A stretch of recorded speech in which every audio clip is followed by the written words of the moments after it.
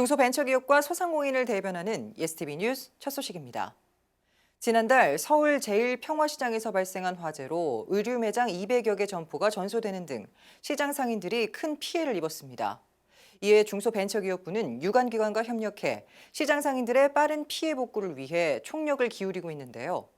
화재 피해 상인들을 위해 총 300억 원의 긴급 경영안정자금을 지원하기로 하는 등 대출 조건을 대폭 완화하기로 했습니다. 양가희 기자의 보도입니다. 지난달 22일 제1평화시장에서 발생한 화재로 3층 의류 매장에 200여 개 점포가 전소되는 등 막대한 피해가 발생하면서 중소벤처기업부와 서울시, 중구청 등은 시장 상인들의 빠른 피해 복구를 위해 총력을 기울이고 있습니다. 갑작스러운 화재로 삶의 터전을 잃은 상인들을 위해 제1평화시장 인근 거리에 임시 천막을 설치하고 영업을 할 수 있도록 조치했습니다. 3층은 다 전소가 돼가지고 여사점 보면은 넋이 나갔어요 지금. 3층이 많이 탔고 우리는 좀 2층이라 불은 안 번졌는데 물이 차니까 탄 냄새가 나서 일부 꺼내오기는 했는데 팔 수 있을래는 모르겠어요. 전부 다 절망했었는데 그나마 이렇게 천막을 쳐놓고 장사를 임실에다 하니까 조금 숨통은 트이는 것 같은데 추워지고 이제 비 오면은 못하죠.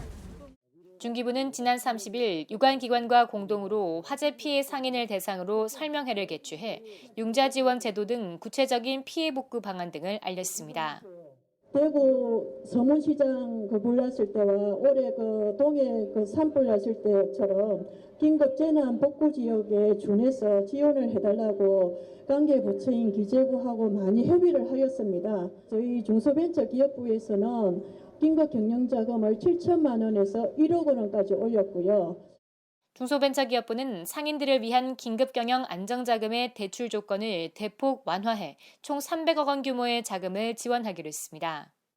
또한 신속한 피해 복구 지원을 위한 현장 지원반을 가동해 긴급 복구 비용 확보와 저금리 융자 지원, 세제 혜택 지원 등의 신청 절차와 필요 서류에 대한 상담 등을 진행하고 있습니다.